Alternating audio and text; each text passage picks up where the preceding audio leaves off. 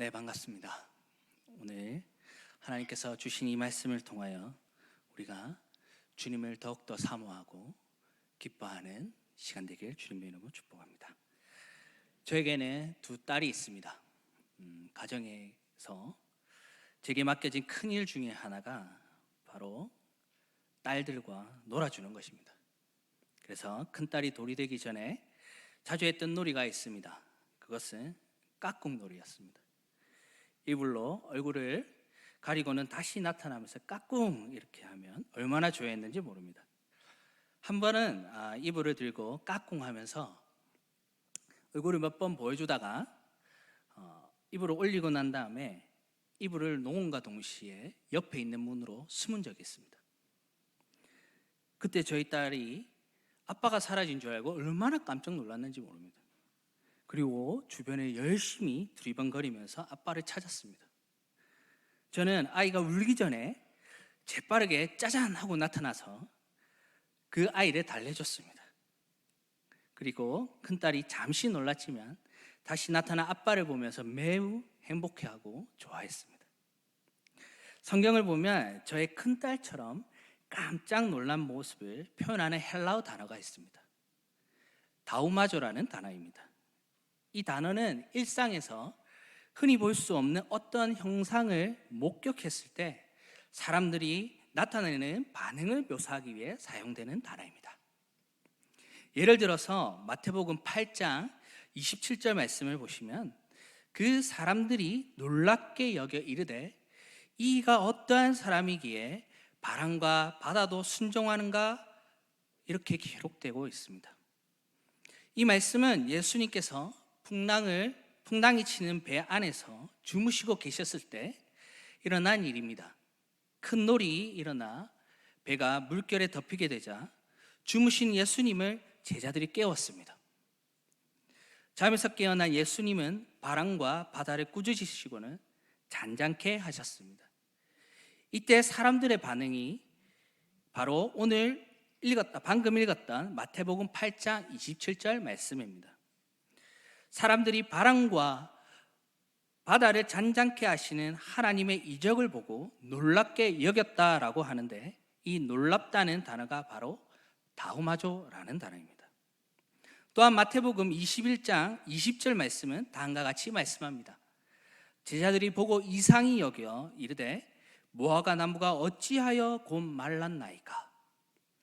여기서는 예수님께서 시장하실 때에 무화과 나무에서 열매를 얻고자 하셨습니다.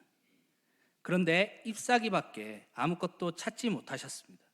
그리고 이제부터 영원토록 내가 열매를 맺지 못하리라 라고 말씀하셨습니다. 이때 무화과 나무가 곧 마르게 됩니다. 이를 본 제자들의 반응을 표현할 때 이상히 여겼다라고 표현하고 있습니다. 바로 이 단어가 다우마조입니다. 이러한 예로 보건대 다우마조는 다 기적과 연관되어 있는 단어입니다. 그리고 기적을 보고 놀란 마음과 이상히 여기는 그 마음을 표현할 때 쓰는 단어입니다. 오늘 본문 내용을 다시 살펴보겠습니다. 갈라디아서 1장 6절에 그리스도의 은혜로 너희를 부르신 이를 이같이 속히 떠나 다른 복음을 따르는 것을 내가 이상하게 여기노라 라고 말씀하고 있습니다. 갈라디아서는 바울이 갈라디아 교회에 쓴 편지입니다.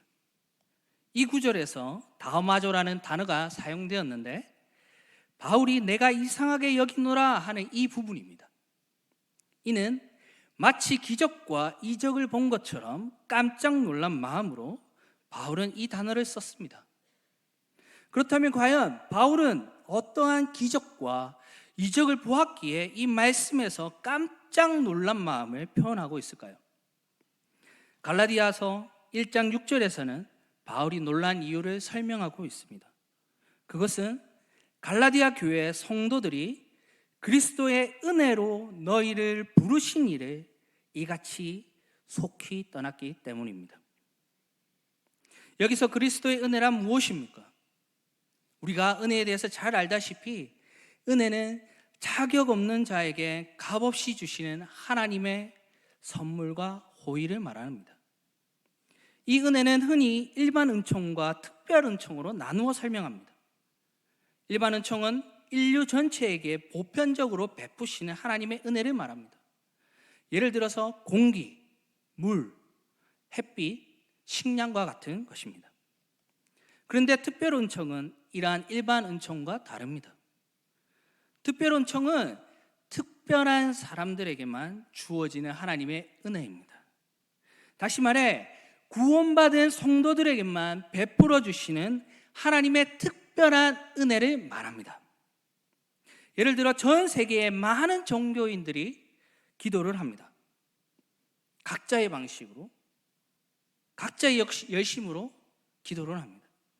그러나 모든 기도가 하나님께 응답받는 것은 아닙니다. 오직 구원받은 백성인 성도가 기도하면 하나님께서는 반드시 하나님의 방법으로 그 기도에 응답해 주십니다. 이것이 바로 특별 은총입니다. 여기서 그리스도의 은혜는 다름 아닌 이 특별 은총을 말하고 있는 것입니다. 이 특별 은총으로 인해 우리는 죄의 문제를 해결하고 하나님과의 관계를 회복하게 되어집니다. 그러면 그리스도의 이러한 은혜로 갈라디아 성도들을 부르신 분은 누구입니까? 이에 대하여 사도 바울은 에베소서 1장 3절에서 7절까지 말씀에 다음과 같이 말씀하고 있습니다. 찬송하리로다. 하나님 곧 우리 주 예수 그리스도의 아버지께서 그리스도 안에서 하늘에 속한 모든 신령한 복을 우리에게 주시되 곧 창세전에 그리스도 안에서 우리를 택하사 우리로 사랑 안에서 그 앞에 거룩하고 흠이 없게 하시려고 그 기쁘신 뜻대로 우리를 예정하사 예수 그리스도로 말미암아 자기의 아들들이 되게 하셨으니 이는 그가 사랑하시는 자 안에서 우리에게 거저 주시는 바 그의 은혜의 영광을 찬송하게 하려는 것이라. 우리는 그리스도 안에서 그의 은혜와 은혜의 풍성함을 따라 그의 피로 말미암아 속량 곧 제사함을 받았느니라. 에베소서 말씀을 통해 우리가 알 수 있듯이 그리스도의 은혜로 갈라디아 성도를 부르신 분은 하나님이십니다. 그것도 우리를 그리스도로 인하여 자기의 자녀로 삼으신 우리 하나님 아버지이십니다. 하나님 아버지께서는 우리에게 은혜를 베풀어 주셨습니다. 그것도 아들을 보내사 우리를 대신하여 십자가에 못 박혀 죽게 하심으로 말미암아 우리의 죄값을 대속하셨고 우리로 하여금 더 이상 죄의 노예로 사는 것이 아니라 하나님의 자녀로서 아버지와 영원히 교제하며 살 수 있도록 은혜를 베풀어 주셨습니다. 바울이 왜 놀랐겠습니까? 그것은 이러한 은혜를 받은 성도가 그를 부르신 하나님 아버지를 떠났다라는 겁니다. 그것도 속히 떠났습니다. 그래서 바울은 마치 기적을 본 것처럼 놀란 것입니다. 계속해서 바울이 놀란 다른 이유가 있습니다. 그것은 이렇게 우리 하나님 아버지를 떠나 이들이 다른 복음으로 갔다라는 겁니다. 다른 복음으로 간 성도들에 대하여 소식을 들은 바울은 7절에서 다른 복음은 없다라고 선포합니다. 여기서 다른 복음이란 무엇이겠습니까? 여기에 계신 누구라도 7절에 다른 복음은 없다라는 바울의 선포에 다 공감하실 것입니다. 만약에 제가 이 강단에 서서 여러분 불교의 구원이 있습니다. 우리는 윤회할 것입니다. 이슬람에도 구원이 있습니다. 이 종교 저 종교 우리는 아무 것이나 믿어서 열심히만 하면 다 구원받을 수 있습니다 라고 말한다면 믿을 사람이 있습니까? 없습니다. 도리어 저 목사님 어디 좀 아프신가? 어제 뭐 좀 잘못 드신 거 아닌가? 오늘 처음 서서 그런가? 이렇게 생각하실 것입니다. 이를 달리 설명하면 갈라디아 성도가 단순히 바보라서 하나님을 떠난 것이 아니라는 소리입니다. 이들도 이러한 주장은 당연히 아니라고 했을 것입니다. 그러니까 여기서 다른 복음이란 기독교와 완전히 다른 어떤 종교가 아니라는 점입니다. 갈라디아서를 계속해서 읽어보면 로마서와 참 유사한 내용들이 계속해서 나오는 것을 우리는 알 수가 있습니다. 그 내용은 다른 복음에 대하여 참된 복음을 변호하는 바울의 변증입니다. 특별히 갈라디아서 5장 2절에서 4절 내용을 보시면, 보라, 나 바울은 너에게 말하노니 너희가 만일 할례를 받으면 그리스도께서 너에게 아무 유익이 없으리라. 내가 할례를 받는 각 사람에게 다시 증언하노니 그는 율법 전체에 행할 의무를 가진 자라. 율법 안에서 의롭다 함을 얻으려 하는 너희는 그리스도에게서 끊어지고 은혜에서 떨어진 자로다. 바울의 이러한 변증에서 알 수 있듯이 어떤 자들이 갈라디아 성도들에게 율법을 행할 것을 요구하고 있습니다. 그들은 특별히 할례를 받아야 구원을 받을 수 있다라고 가르치면서 할례를 받으라고 강요하고 있습니다.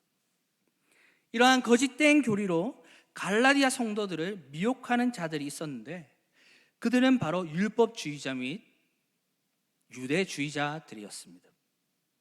그러므로 다른 복음이란 율법주의자, 유대주의자들이 이러한 이단적인 가르침을 말하는 것입니다.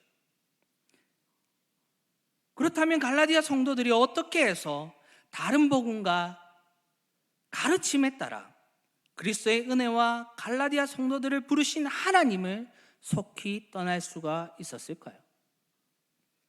7절 말씀을 보시면, 다른 복음은 없나니 다만 어떤 사람들이 너희를 교란하여 그리스도의 복음을 변하게 하려 함이라 라고 말씀하고 있습니다. 우리는 여기서 눈여겨볼 단어는 교란하다라는 단어입니다.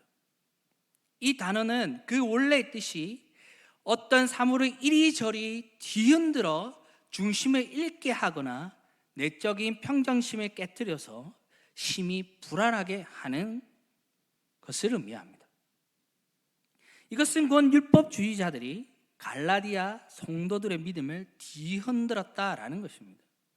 즉, 이단들은 우리의 마음을 흔들어 믿음을 무너지게 만든다라는 겁니다. 예를 들어 이런 것입니다. 원래 안식일은 일요일이 아니었어. 토요일이었습니다, 여러분. 그래서 여러분들이 드리는 예배는 잘못된 겁니다. 그렇게 해서는 구원을 받을 수 없습니다. 토요일에 모여서 예배를 드려야 구원을 받을 수 있습니다. 이렇게 사람들의 마음을 흔든다라는 겁니다. 다음으로 복음을 변하게 하려 함이라 라는 단어를 바울이 사용하고 있습니다. 이 말은 복음을 왜곡시킨다라는 말입니다. 예를 들어 이런 겁니다. 예수 믿으면 구원받는 것이기 때문에 이 땅에서 아무 때나 살아도 됩니다. 살고 싶은 대로 마음대로 살아도 구원에는 아무 영향이 없습니다. 혹은 계시록을 보면 14만 4천에 들어야 신인 하빌이 일어나서 구원받을 뿐만 아니라 부귀영화를 누릴 것입니다. 이렇게 말하는 자들이 있다라는 겁니다. 토요일에 예배를 드려야 한다라고 외치는 사람들이 누구입니까? 안식교 사람들입니다. 예수 믿으면 구원받은 것이기 때문에 이 땅에서 아무렇게나 살고 싶은 대로 마음대로 살아도 됩니다. 누가 외치는 겁니까? 구원파에서 하는 말입니다. 14만 4천에 들어야 신금 하밀에 일어나서 구원을 받을 수 있습니다. 부귀영화를 누립니다. 누가 말하는 겁니까? 신천지에서 하는 말입니다. 결국 이단들은 기본적으로 같은 성경 이야기를 하는 것 같고 같은 예수를 이야기하는 것 같은데, 그리고 자신이 교인인 것처럼 꾸미고 있지만 실제로는 양의 탈에 쓴 늑대라는 것입니다. 그렇다면 갈라디아 성도들은 왜 다른 복음, 이단들의 가르침을 따라 속히 하나님을 떠난 것일까요? 오늘날 수많은 성도들이 이단에 빠지고 이단들에게 쏟게 되는 근본적인 원인은 무엇일까요? 여러분, 이것을 단순히 여기서는 안 됩니다. 제가 최근에 본 뉴스 성도들을 보면 우리나라가 원래 1,000만 명 성도였는데 코로나 이후로 700만 명이 교회를 출석하고 있답니다. 그런데 여러분, 이단들이 얼마나 많은지 아십니까? 적게는 100만 명, 많게는 200만 명이라고 말하고 있습니다. 그러니까 우리가 성도라고 만나면 열에 2명에서 3명은 이단이라는 것입니다. 그러면 그들이 왜 이단에 빠지게 되는 것일까요? 오늘 말씀 1장 10절에 보시기 바랍니다. 이제 내가 사람들에게 좋게 하랴, 하나님께 좋게 하랴, 사람들에게 기쁨을 구하랴. 내가 지금까지 사람들의 기쁨을 구하였다면 그리스도의 종이 아니니라. 이 말씀은 이단에 빠지는 사람들의 근본적인 이유를 설명해 주고 있습니다. 갈라디아 성도들이 이단을 쫓는 이유, 그리고 오늘날 수많은 사람들이 이단에 빠지는 근본적인 이유는 바로 이단의 가르침을 따라가는 것이 사람들에게 좋은 것, 사람들에게 기쁨이 되는 것이기 때문입니다. 사람들의 마음이 왜 교란되고 흔들렸겠습니까? 그것은 인간적인 마음이 여전히 존재하기 때문입니다.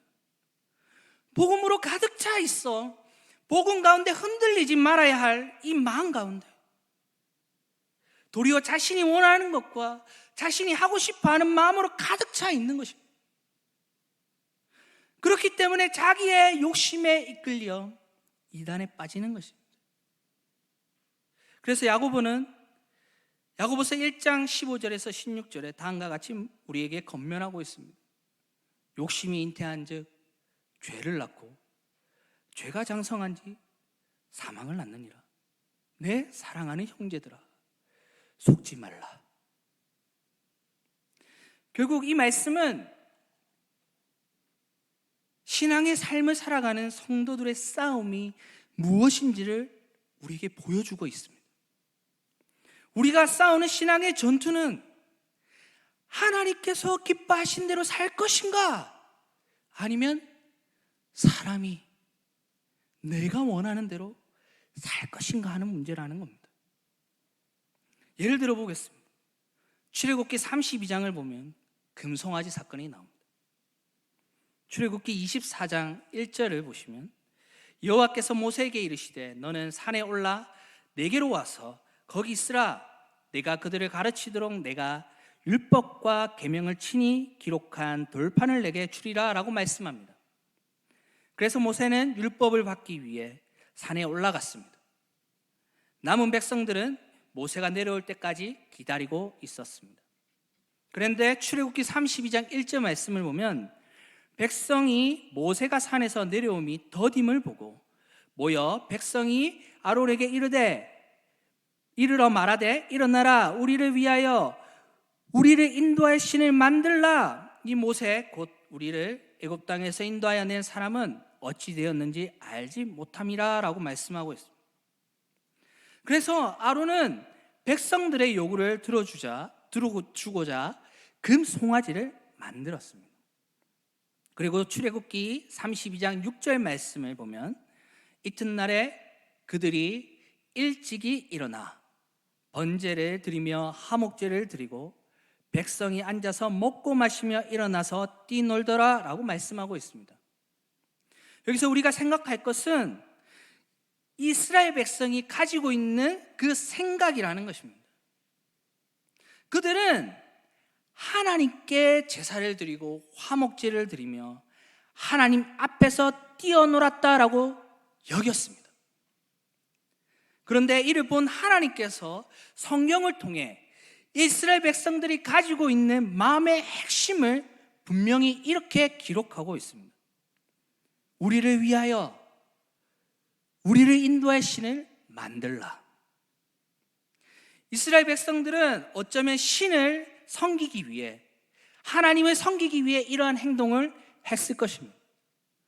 5절에서는 아론이 보고 그 앞에 제단을 쌓고 이에 아론이 공포하여 이르되 내일은 여호와의 저리리니라.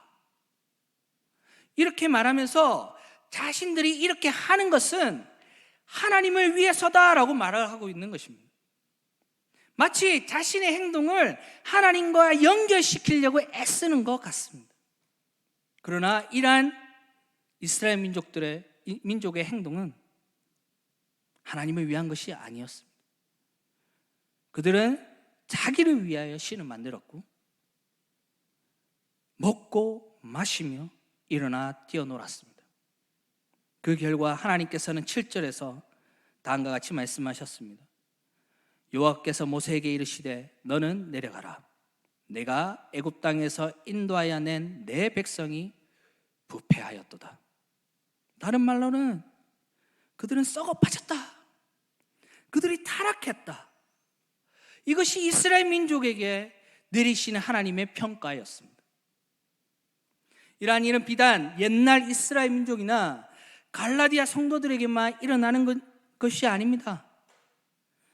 이 일은 오늘날에도 일어나고 있을 뿐만 아니라 앞으로도 계속 일어날 일입니다. 솔직히 자신의 마음에 손을 얹고 생각해 보시기 바랍니다. 우리의 신앙이 겉으로 나타나고 보이는 부분은 하나님과 연결해서 하나님을 위하여 하는 것 같이 하지만 실상은 자신을 위해 하는 일이 아니냐라는 겁니다. 예수님께서는 제자들에게 다음과 같이 말씀하셨습니다.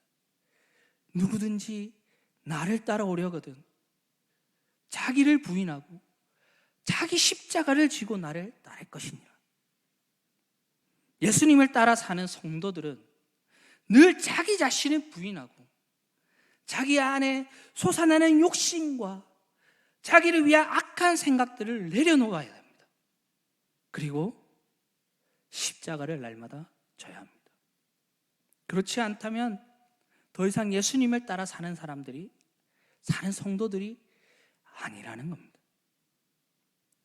우리는 그리스도인이 된 순간부터 자기가 기뻐하는 일과 하나님께서 기뻐하시는 일 사이에 놓여 있습니다. 내 마음속 깊은 곳에서 계속해서 솟아나는 하나님을 대적하고 나 자신을 위하여 모든 것을 이루고자 하는 그 마음과 하나님께서 우리에게 주신 뜻인 그 하나님의 말씀대로 사는 삶, 이 사이에서 날마다 씨름하는 것이 성도의 삶입니다. 이 싸움은 우리의 일평생 지속될 영적인 전투입니다. 우리 신앙의 본질은 우리 스스로는 어찌할 수 없는 죄의 문제를 우리 주님께서 해결해 주심으로 우리가 이제 주님께 감사하는 삶입니다. 우리의 모든 행동의 근원은 우리의 공로나 우리의 즐거움이 아니라 하나님께 감사하는 삶이다 라는 겁니다. 만약 우리가 복음에 대하여 자신을 위하여 타협하기 시작하면 우리는 결국 금송아지를 만든 이스라엘 민족처럼 타락하고 갈라디아 성도들처럼 그리고 오늘날 이단에 빠지는 수많은 사람들처럼 다른 복음을 따를 수밖에 없을 것입니다. 이에 대하여 바울은 오늘 말씀 8절에서 9절 말씀에 다음과 같은 경고를 보내고 있습니다.